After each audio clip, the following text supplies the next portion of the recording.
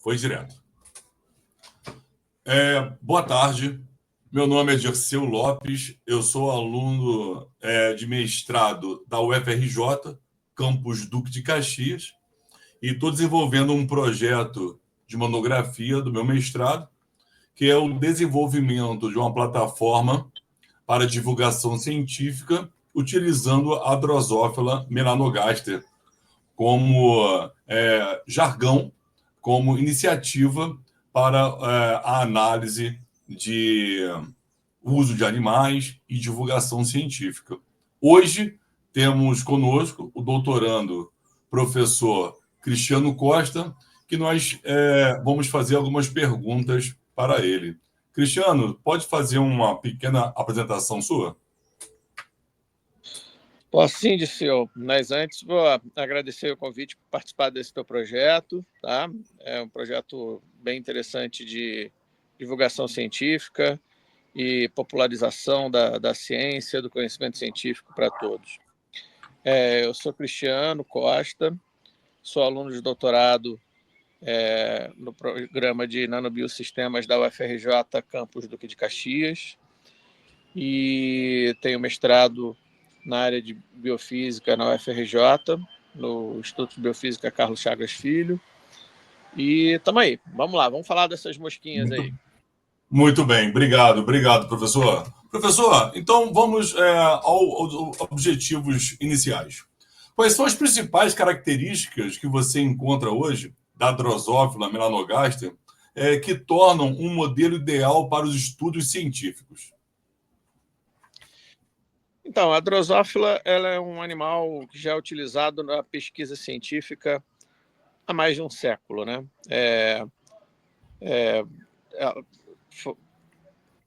Foram estudos em drosófilas que ajudaram os cientistas a descobrirem várias coisas que nós conhecemos hoje de genética, como mutações, marcações, genes marcadores, né?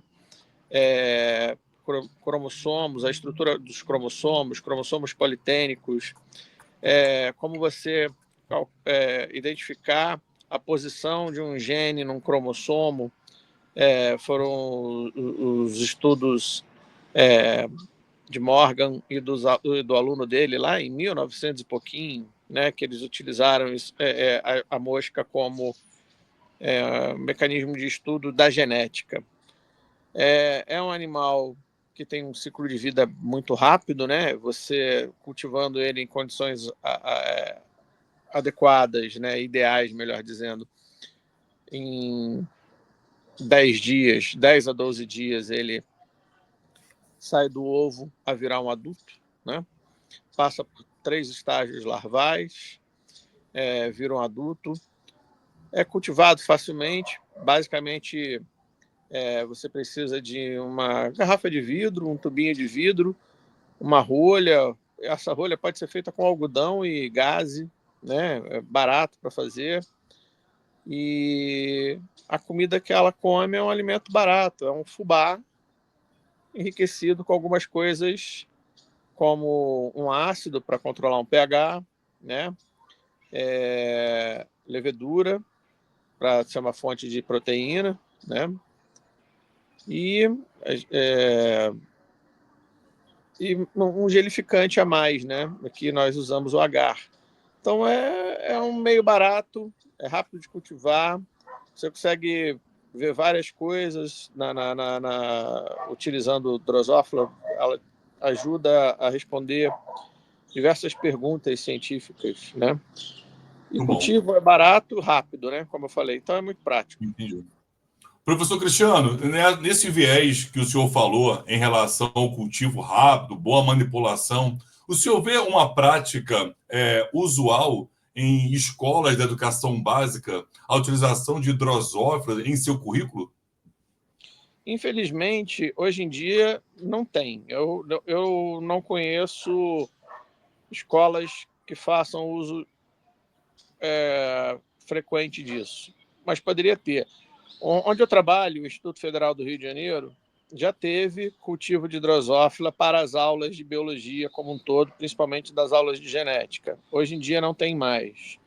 é uma coisa que eu pretendo reimplantar após o término do doutorado. Muito bom. Mas você pode fazer diversas práticas e, como eu falei, basta ter um laboratório, um canto isolado e manipular com cuidado para evitar que essas moscas fujam, né? Escapem para o meio ambiente. Que é bom Que bom. tê-las guardadinhas e no ambiente adequado, tá certo? Entendi. Cristiano, e também é base dos nossos estudos, é a análise que eu estou fazendo de alguns artigos, as questões éticas e bioéticas do que permeiam. Foi estabelecido também a filosofia dos 3 R's utilizados por Russell em 1959. E com as premissas redução, substituição e refinamento.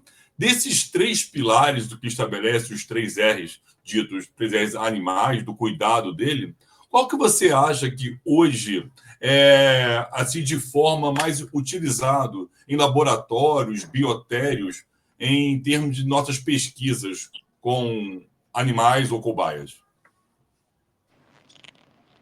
Boa pergunta essa, né? Essa questão da ética de pesquisa animal é uma pergunta que está muito em voga. Recentemente foi aprovado um decreto aqui no Brasil que tenta proibir o uso de animais vertebrados, como ratos, cães, porcos e primatas, dentre outros, né, na pesquisa científica. Esse decreto ele está diretamente ligado, né, ao que vem sendo feito lá fora.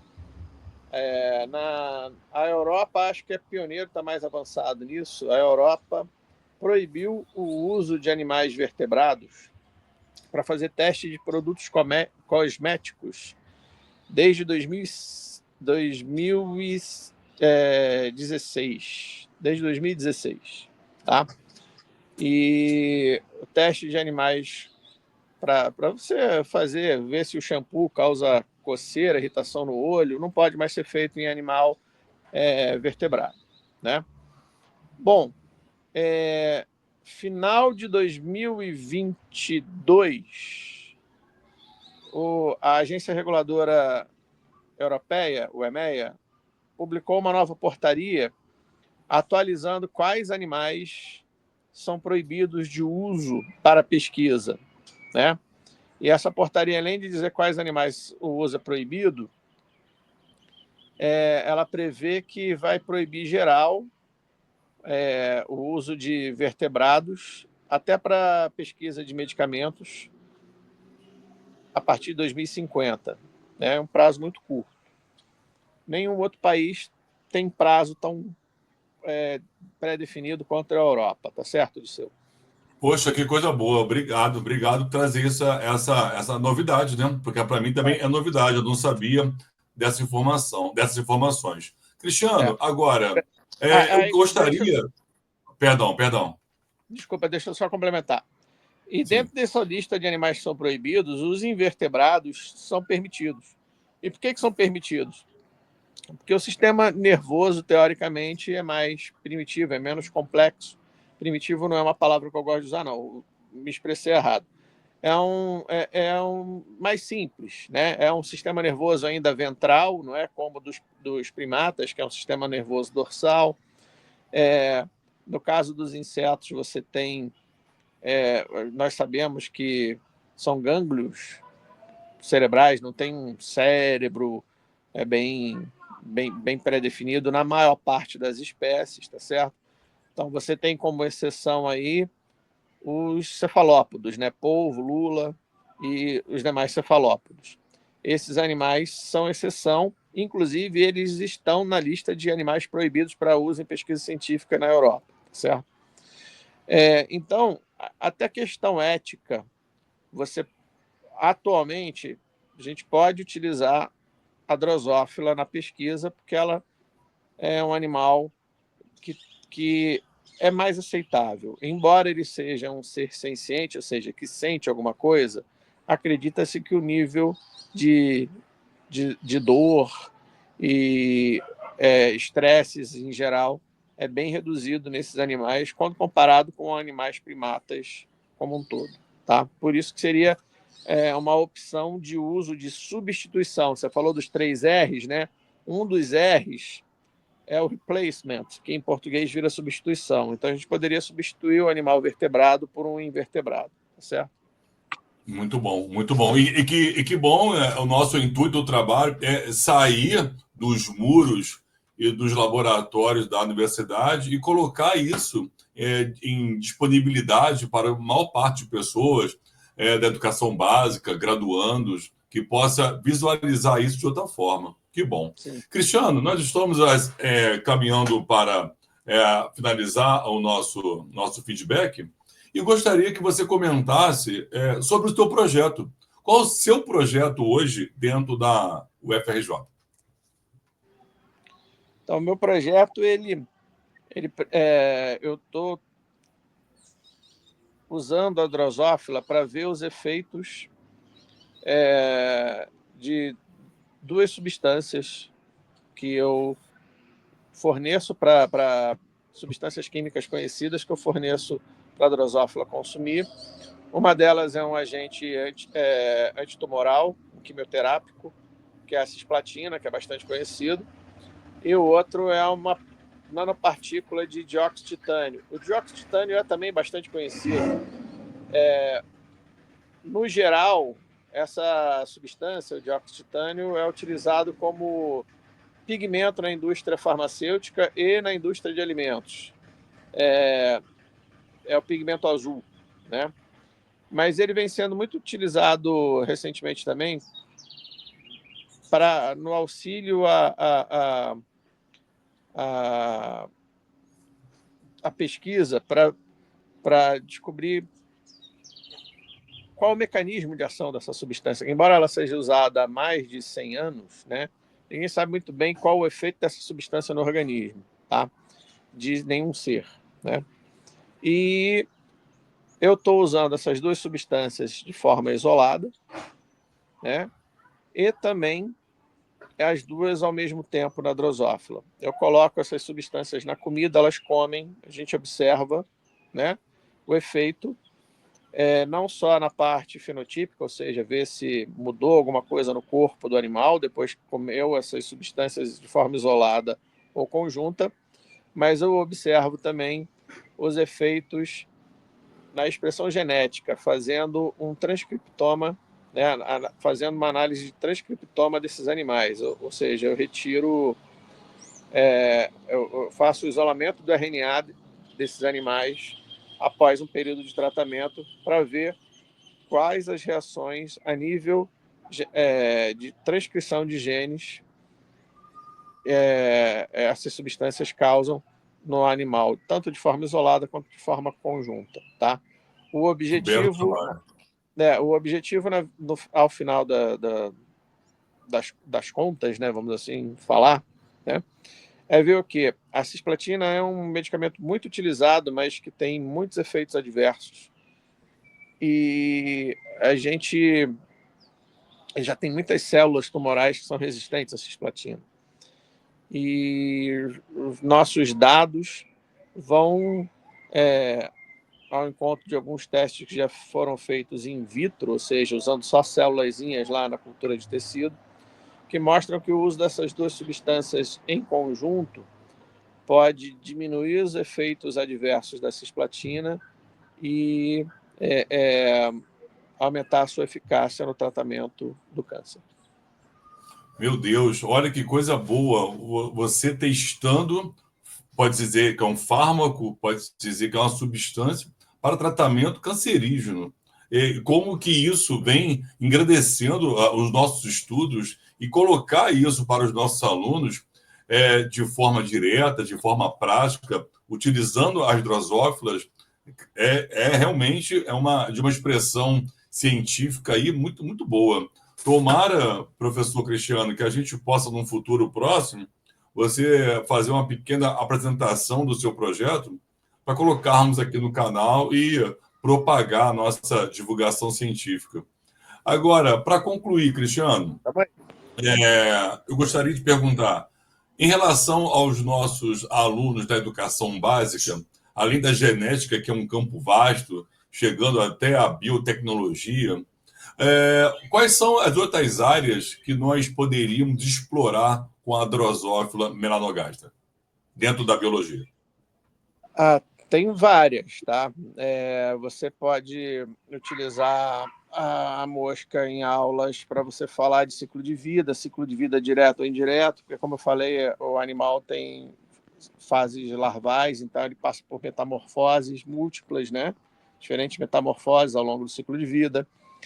Você pode trabalhar a Drosophila tendo uma lupa, né? Uma lupa potente, você pode trabalhar com ela de morfismo sexual, porque o macho tem características diferentes da fêmea, né? Tamanho, coloração de corpo e outras coisas. Então, você pode mostrar isso. A questão de característica dos artrópodos. A Drosophila é um inseto. Todos os insetos são artrópodos, né? Mas como é o corpo dos artrópodos? Você consegue, com a mosca, mostrar isso muito facilmente, né? A cabeça, o tórax e o abdômen, né? A questão do número de patas, a questão do número de asas, né? Então, presença de antena ou não antena, que são características que diferenciam os diferentes grupos de artrópodos. Então, na área da biologia, você pode usar em várias coisas, não só na genética. A genética já tem um vasto conhecimento, né? Mas a gente usa também para pesquisa de toxicidade de substâncias, a Drosophila, mas aí é um nível mais de pesquisa científica mesmo, né? A Drosophila, ela já foi estudada, ela é objeto de estudos, na verdade, de evolução, porque a gente conhece a mosquinha da fruta, a famosa Drosophila melanogaster, né? Que é o que a espécie que eu uso na minha pesquisa, mas existe um número bem grande de espécies de Drosophila. E, por exemplo, quando você vê estudos feitos no Havaí, o Havaí é um arquipélago com diversas ilhas, né? Então você consegue tem um estudo de especiação que mostra que cada ilha tem uma espécie diferente. E por que cada ilha tem uma espécie diferente? Você consegue ver qual é a espécie mais ancestral e a mais recente, de acordo com a ocupação daquela ilha, com a urbanização daquela ilha, entendeu? Então, Olha, a ecologia permeando pela Drosophila também, né? a ecologia permeando, né? A questão de polinizadores e tudo mais. Então, Sim. assim, tem bastante uso, tá? Que bom. Bastante. Tem muitas aplicações na área da biologia como um todo. Muitas possibilidades dentro da área, né? Sim. Tudo bem. Professor Cristiano, vamos agradecer a sua excelente explanação, a sua boa vontade, como sempre. Muito obrigado de contribuir para o meu trabalho de monografia. Espero mesmo que a gente possa fazer outros encontros, outras explanações e cada vez mais divulgar a ciência como um todo de maneira homogênea, de maneira universal, que possamos trazer os nossos alunos para usufruir dessas informações. Tá? Tem a sua palavra. Obrigado. Eu que agradeço aí pelo convite. O aluno atento aí que estiver vendo esse vídeo pode ver aí atrás de você, do seu lado, tem o posterzinho, dá para ver a mosquinha, né? Dá para ver essa questão do formato do corpo, como eu falei, né? Tá tudo direitinho aí. Eu desejo muito sucesso ao teu projeto, tá? E precisando, a gente pode chamar, que vou estar aqui disponível para ajudar no que eu puder, ok? Então, Muito tá bom. obrigado e bom estudo a todos. Cristiano, muito obrigado. E vale só o registro. O professor Cristiano é meu co-orientador do meu projeto, então posso dar uma explorada a mais. É isso aí. Professor, sucesso. Muito obrigado. Um abraço da família. Um abraço. Tchau, tchau. Tchau, tchau.